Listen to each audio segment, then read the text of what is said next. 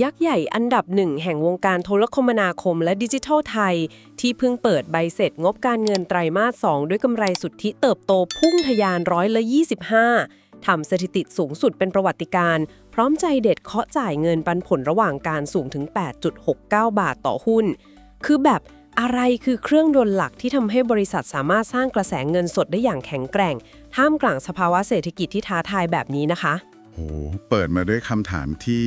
น่าสนใจมากเลยครับ เพราะว่าตัวเลขรอบนี้มันทำลายสถิติหลายอย่างเลย ใช่ค่ะ เอาหลักเรามาค่อยๆ แกะรอยเรื่องนี้กัน ในการเจาะลึกข้อมูลครั้งนี้นะคะ เราจะมาชำแหละงบการเงินไตรมาส 2และครึ่งปีแรกของ Advance หรือ AIS กันแบบละเอียดเลยค่ะ ได้เลยครับ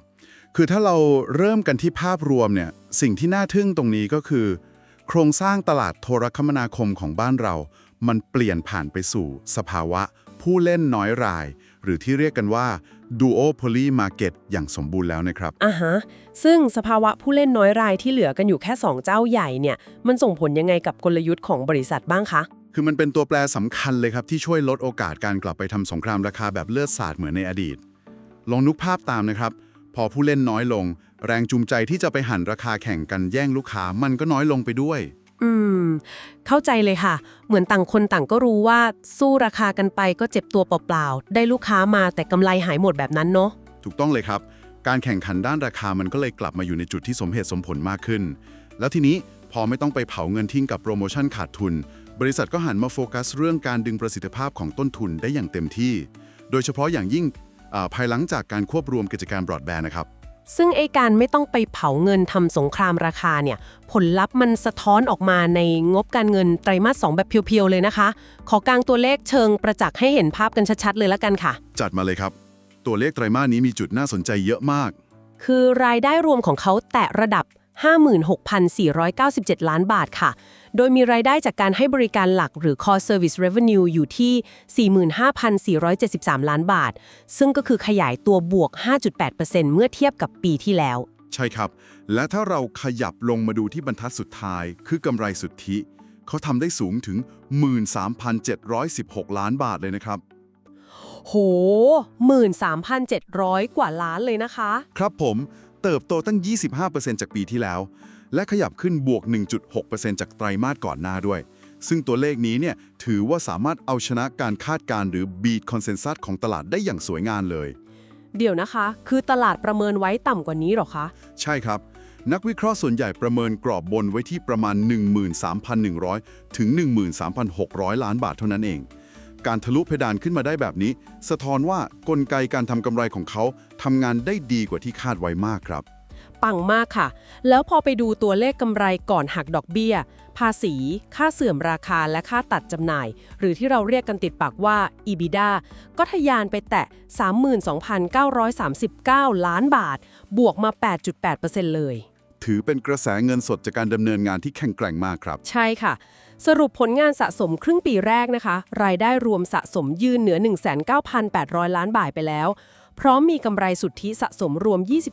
27,217 ล้านบาทค่ะ ตัวเลขครึ่งปีแรกนี้ถือว่าตุนเสบียงไว้แน่นมากครับ เบ้มจูจินค่ะ แต่ที่ทำให้นักลงทุนตาลุกวาวที่สุด น่าจะเป็นเรื่องการประกาศจ่ายเงินปันผลระหว่างการนี่แหละเคาะออกมาเป็นเงินสดในอัตรา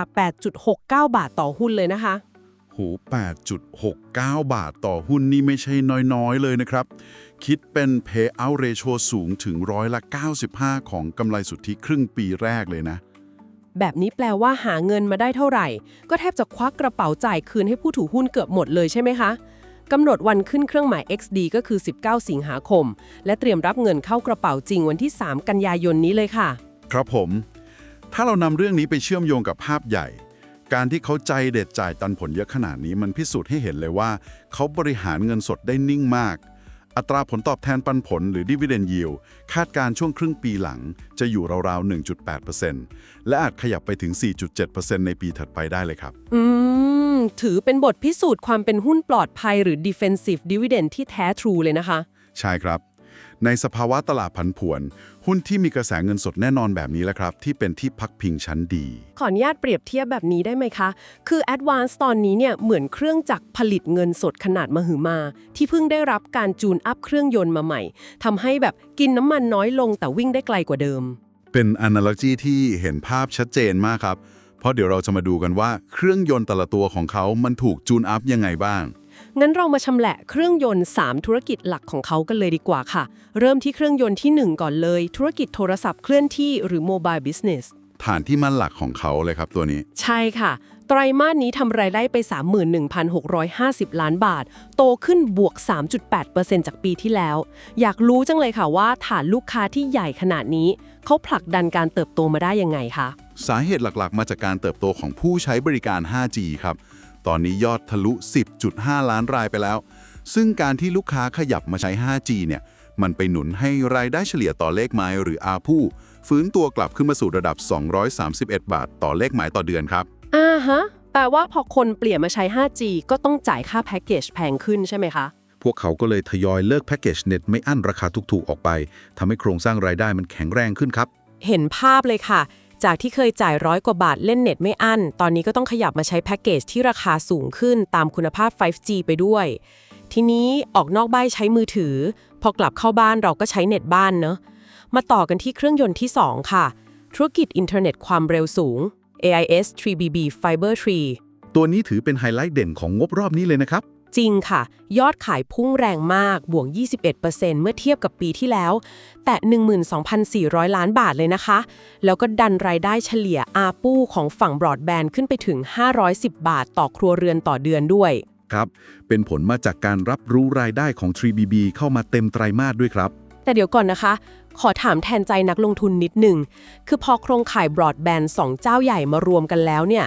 ต้นทุนมันลดลงแบบเห็นผลทันตาจนตัวเลขมันกระโดดขนาดนี้เลยเหรอคะ เป็นจุดที่น่าสนใจมากครับ เรื่องนี้มันคือเรื่องของการรับรู้ประโยชน์จากซีเนจีครับ การใช้โครงสร้างพื้นฐานร่วมกันทำให้บริษัทประหยัดงบลงทุนหรือ CAPEX ไปได้อย่างมหาศาลเลยครับ เหมือนกับเสาต้นเดียวเมื่อก่อนลากสาย2เส้น ตอนนี้เส้นเดียวจบใช้ร่วมกันได้เลยใช่ไหมคะ ใช่เลยครับ ไม่ต้องไปขุดถนนลากสายซ้ำซ้อนกันอีกต่อไป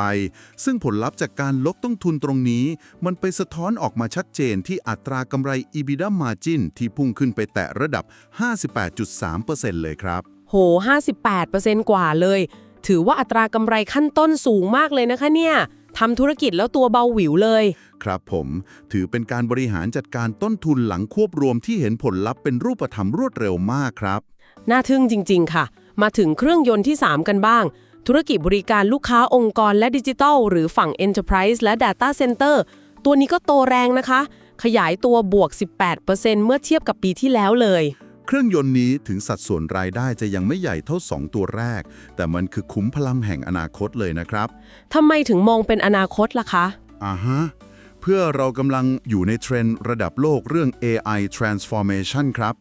องค์กรข้ามชาติขนาดใหญ่ หรือกลุ่มทุนต่างชาติ เริ่มหลั่งไหลเข้ามาใช้บริการระบบคลาวด์และโครงสร้างพื้นฐาน Data Center ในไทยกันเยอะมาก เพื่อรองรับการประมวลผลข้อมูลมหาศาลใช่ไหมคะ ถูกต้องครับ และความพิเศษของธุรกิจกลุ่ม Cloud และ Data Center ก็คือ มันเป็นส่วนธุรกิจที่มีอัตรากำไร หรือ Margin ที่สูงมากครับ การขยายตัว 18% ตรงนี้ จึงมีความหมายกับกำไรสุทธิรวมมาก เข้าใจแล้วค่ะ เหมือนเขามีธุรกิจที่มั่นคงคอยปั๊มเงินสดอยู่แล้ว และยังมีธุรกิจ Margin สูงที่เป็นเทรนด์อนาคตมาคอยเสริมทับอีก ทีนี้เราลองมาดูมุมมองจากสถาบันการเงินชั้นนำกันบ้างดีกว่าค่ะ ว่าเขามองความแข็งแกร่งระดับนี้ยังไง ๆ จากแบบจำลองการประเมินมูลค่าของสถาบันต่างๆ ตอนนี้ส่วนใหญ่มองไปในทิศทางเดียวกันเลยครับ คือให้คำแนะนำซื้อใช่ไหมคะ ใช่ครับ คงคำแนะนำซื้อหรือ outperform กันเป็นแถวเลย เหตุผลหลักก็เพราะเขามองว่า Advance เป็นหุ้นปันผลเด่น ที่มีความมั่นคงของกระแสเงินสดสูงที่สุดในตลาดหุ้นไทยแล้ว ณ เวลานี้ แล้วในเรื่องของราคาเป้าหมายล่ะคะ สถาบันต่างๆ เขากำหนดกรอบเป้าหมายเชิงกลยุทธ์ล่วงหน้าไว้ที่เท่าไหร่บ้างเอ่ย ถ้าเราดูตัวเลขเป้าหมายพื้นฐานนะครับ กรอบอนุรักษ์นิยมจะให้กันไว้ตั้งแต่ 270 ถึง 285 บาท แต่ถ้ามองไปถึงกรอบเป้าหมายสูงสุดที่มีการประเมินจากศักยภาพระยะยาว จะให้ไว้ที่ระดับ 310 บาท ไปจนถึง 430 บาทต่อหุ้นเลยครับ โอ้โห กรอบเป้าหมายสูงสุดมองกันไปถึง 430 บาทเลยนะคะเนี่ย แปลว่าเขาให้มูลค่าพรีเมียมกับความสามารถในการผลิตเงินสดมาก ครับผม ยิ่งถ้าดูอัตราการจ่ายปันผลที่สม่ำเสมอแบบนี้ สถาบันการเงินยิ่งชอบครับ เอาละค่ะ คุยเรื่องปัจจัยพื้นฐานไปพอสมควรแล้ว รบกวนช่วยกางแผนที่นำทางเทคนิค ให้นักลงทุนเห็นภาพกรอบราคาในกระดานตอนนี้หน่อยได้ไหมคะ ยินดีครับ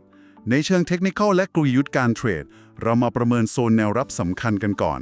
ด่านแรกหรือโซนแนวรับเทคนิคแรก จะประเมินไว้บริเวณ 373 ถึง 378 บาทครับ 373 ถึง 378 นะคะ แล้วถ้าสมมติว่าตลาดมันเกิดผันผวนแรงๆล่ะคะ มีตะข่ายนิรภัยรองรับตรงไหนบ้าง ถ้าตลาดเกิดพานิคหรือย่อตัวลึก โซนแนวรับจิตวิทยาเพื่อความปลอดภัยสูง หรือที่เราเรียกกันว่า margin of safety สำหรับคนที่รอจังหวะเข้ามารับปันผล จะอยู่ที่บริเวณ 360 ถึง 360 บาทครับ โซนนี้จะมีแรงซื้อซุ่มรออยู่ค่อนข้างหนาแน่น เป็นโซนปลอดภัยของสายล่าปันผลเลยนะคะเนี่ย แล้วในทิศทางขาขึ้นล่ะคะ กรอบแนวต้านสำคัญอยู่ตรงไหนบ้างเอ่ย สำหรับด่านแนวต้านแรกทางเทคนิค จะเป็นการลุ้นกลับไปทดสอบไฮเดิม หรือจุดสูงสุดเดิมที่บริเวณ 390 ถึง 410 บาทครับ โซนนี้ก็คือคร่อมตัวเลขทางจิตวิทยาที่ 400 บาทพอดีเลยเนอะ ใช่ครับ โซนนี้อาจจะมีแรงขายทำกำไรสลับออกมาบ้าง แต่ถ้าโมเมนตัมบวกจากงบและปันผลมันแรงพอ จนทะลุผ่านโซนนี้ไปได้ แนวต้านเป้าหมายถัดไป จะเปิดกว้างไปที่บริเวณ 430 บาทตามลำดับครับ โหฟังดูน่าตื่นเต้นมากค่ะ สรุปขมวดปมทั้งหมดของการเจาะลึกงบ Advance รอบนี้นะคะ จากแฟกต์ตัวแรกบริสุทธิ์ทั้งหมดที่เราแกะรอยกันมา ต้องบอกว่า Advance คือป้อมประกันเงินสดที่แท้ทรูเลยค่ะ ผมเห็นด้วย 100% เลยครับ เป็นป้อมประกันที่แข็งแกร่งจริง นะเขาพิสูจน์ตัวเองแล้วว่าสามารถเติบโตฝ่ามรสุมเศรษฐกิจได้ แถมยังใจปั้มจ่ายปันผลระดับ 8.69 บาทได้อย่างสม่ำเสมอ เหมาะมากๆที่จะเป็นหุ้นแกนหลักของพอร์ตยามตลาดผันผวนแบบนี้นะคะ ๆ ใช่เลยครับ ก่อนจะจากกันไปทีมงานมดงานกัลยาณมิตรขอขอบคุณผู้ฟังทุกท่านสำหรับการสนับสนุนผ่านฟีเจอร์ Super Thanks นะคะ ถือเป็นกำลังใจชั้นดีให้ทีมงานเบื้องหลังทุกคนเลยค่ะ และอยากชวนพูดคุยกันนิดนึงค่ะ ทุกท่านคิดว่าเงินปันผลระหว่างการ 8.69 บาทต่อหุ้นของ Advance รอบนี้ จะเป็นแรงดึงดูดให้ราคาหุ้นวิ่งทะลุผ่านต้าน 400 บาทได้หรือไม่ พิมพ์แสดงความคิดเห็นไว้ในกล่องข้อความด้านล่างได้เลยนะคะ ก่อนจบ วันนี้มีคำถามสำคัญที่น่าเก็บไปคิดต่อนะครับ เรื่องอะไรคะ ตลอดช่วงเวลาที่ผ่านมา เราพูดถึงฐานลูกค้าในมือของ Advance ที่มีมากถึง 47.1 ล้านเลขหมายใช่ไหมครับ ใช่ค่ะ ถ้าเราเอาข้อมูลตรงนี้ไปเชื่อมโยงกับใบอนุญาต Virtual Banks หรือธนาคารไร้สาขาที่บริษัทเขาเพิ่งประกาศเข้าไปร่วมลงทุน ลองจินตนาการดูนะครับว่า หากธนาคารแห่งใหม่นี้ถูกฝังเข้าไปในฐานลูกค้ามือถือเกือบครึ่งประเทศ ยักษ์ใหญ่โทรคมนาคมเจ้านี้ จะก้าวขึ้นเป็นสถาบันการเงินดิจิทัลที่ใหญ่ที่สุดในประเทศได้รวดเร็วแค่ไหน เรื่องนี้น่าคิดมากๆครับ Insight AI Brief พร้อมแล้วแผนเกษียณที่ยั่งยืนจัดให้เลยไม่ต้องรอ หุ้นไทยปันผลสูงราคาถูกช้อน DCA เข้าไปเกษียณยั่งยืนไปด้วยกัน ทันหุ้นไปพร้อมกัน กดติดตามกดซับไว้เลยเพื่อน แล้วเราจะมั่งคั่งไปด้วยกัน Insight AI Brief ช่องนี้มีคำตอบ